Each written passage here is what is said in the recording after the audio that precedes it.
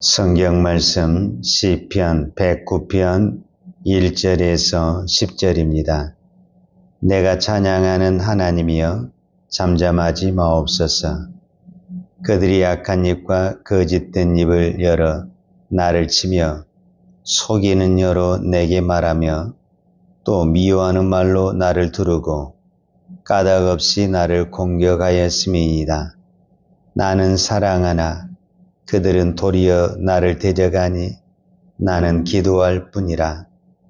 그들이 악으로 나의 선을 갚으며 미움으로 나의 사랑을 갚았사오니 악인이 그를 다스리게 하시며 사탄이 그의 오른쪽에 서게 하소서.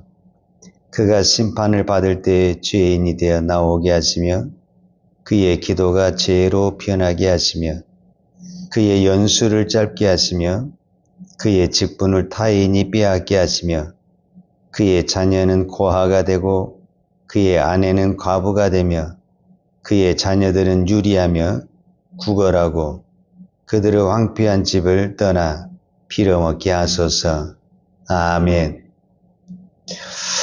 제가 어제 아는 선교사님하고 잠깐 점심을 먹고 이야기를 했는데 그 선교사님은 저보다 나이가 더 어려요.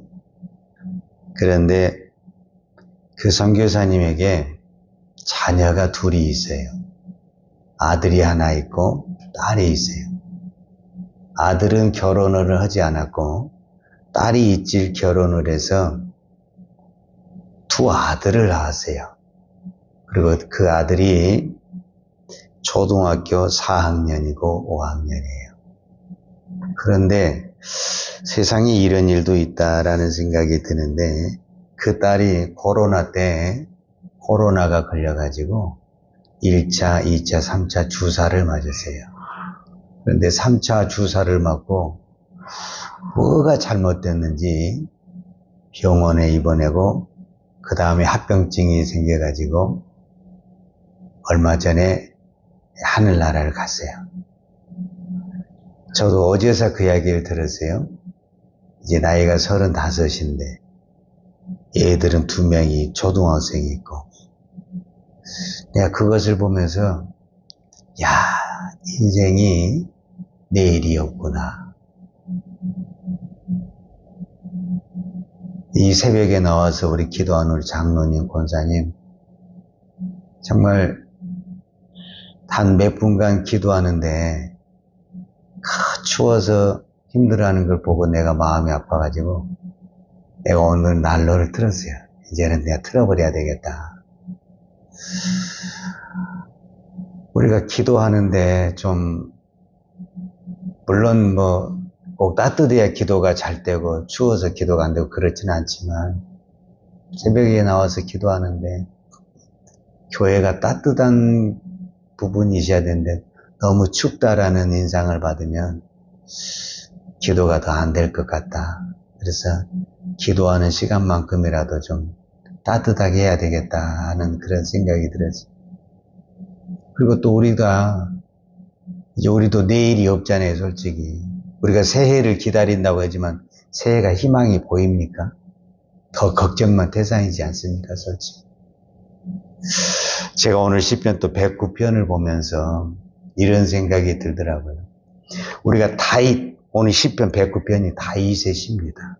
다윗 하면 생각하는 게 믿음이 좋은 사람, 그는 하나님의 복을 많이 받은 사람, 형통한 사람 이렇게 생각할 수 있죠. 아니 또 그렇죠. 왜냐면은 목동으로 태어나서 평생 양이나 칠 줄 알았는데 어떻게 하나님의 은혜를 받아가지고 한 나라를 통치하는 왕이 되었으니 세상적으로도 출세한 거 아닙니까? 가문의 영광이죠. 그리고 다윗의 후손을 통해서 메시아가 온다는 것, 그는 왕이 된 것보다 더 큰 축복이고 하나님의 은혜라고 말할 수 있죠. 그런데 그 이면에, 보이지 않는 이면에 다윗은 말도 못하는 상처와 아픔을 가지고 있어요.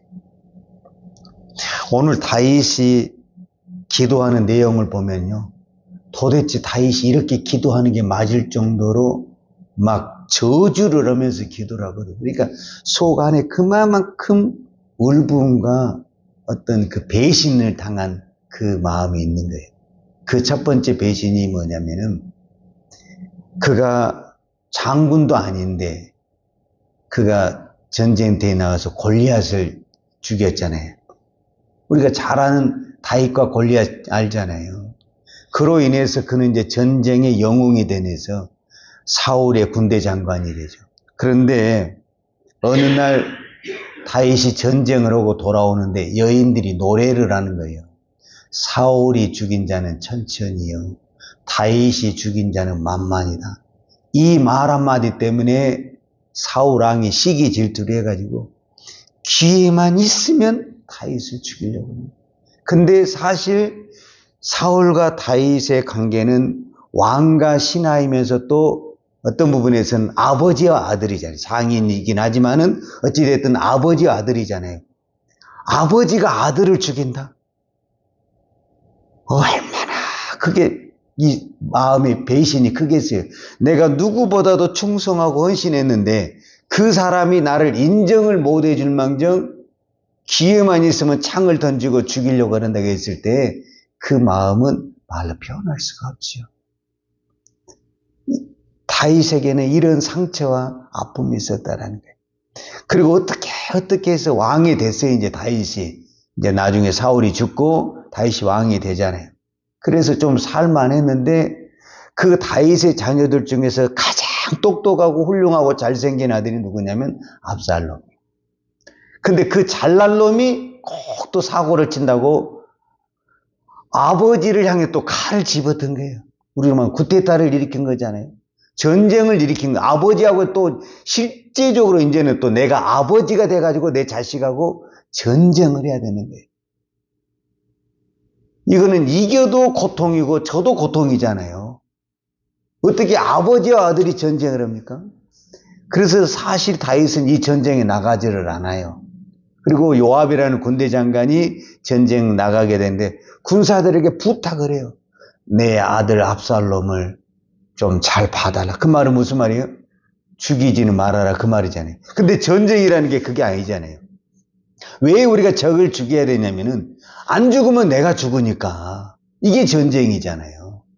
그래서 결국 그 전쟁에서 압살롬이 죽어요.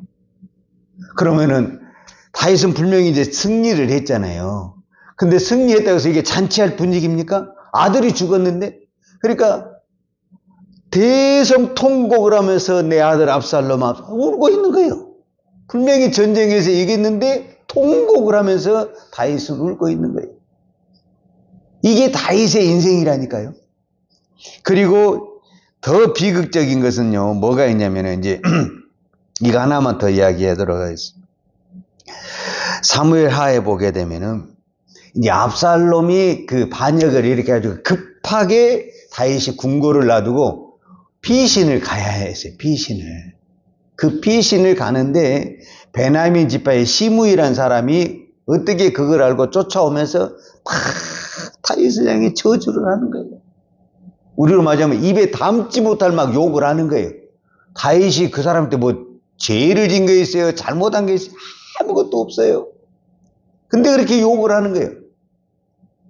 그래서 그때 당시 다윗의 그 군대 장관이 아비새인데 명령만 하세요. 단칼에 비워버리겠어요. 다윗에게는 지금 그 정도 힘은 있는 거잖아요.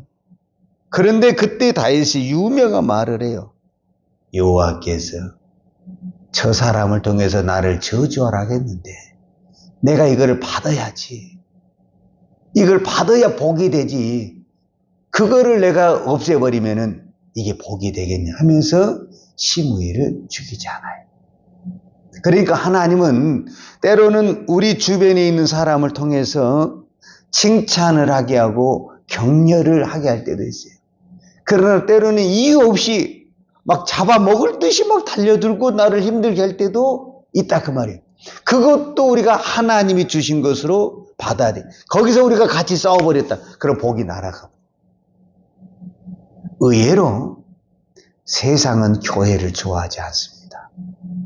그리고 세상은 믿는 사람을 좋아하지 않습니다. 그렇기 때문에 이유 없이 단지 교회 다닌다는 그 하나, 믿는다는 그거 하나, 또 이렇게 새벽에도 너만 잘났냐 그러면서 새벽에 기도한 그 이유 하나로 시기주할 때가 있습니다. 그랬을 때 우리는 어떻게 해야 되냐? 거기다 대해서 따지기를 하겠어요? 변명을 하겠어요? 무엇을 하겠어요? 그러면은 일이 커져버리고 해결이 안 됩니다. 그래서 오늘 유명한 말, 여러분 오늘 이 말을 꼭 기억을 하세요. 시편 109편 4절, 이게 이제 다윗이 고백한 말씀이에요. 나는 사랑하나 그들은 도리어 나를 대적하니 나는 기도할 뿐이라. 이게 다윗이 승리하는 비결이에요. 그러니까 우리는 사랑을 베풀고 선을 베푸는데 선을 악으로 갚고 그런 게 있잖아요. 그러면은 진짜 막 속이 막 더 힘들죠. 내가 잘못을 해서 지적을 받을 때도 참 힘드는데 선한 일하고 내가 지적을 받고 어떤 그 비난을 받을 때 말로 표현할 수가 없죠. 그때 막 우리가 따지면 어떻게 됩니까? 다 이릅니다. 사람 잃고 복을 다 이릅니다. 그때 무엇을 해야 되느냐? 오늘 다윗이 유명한 말을 했다니까요. 오늘 시편 109편 4절, 나는 사랑하나 그들은 도리어 나를 대적하니 나는 뭐한다? 나는 기도할 뿐이라.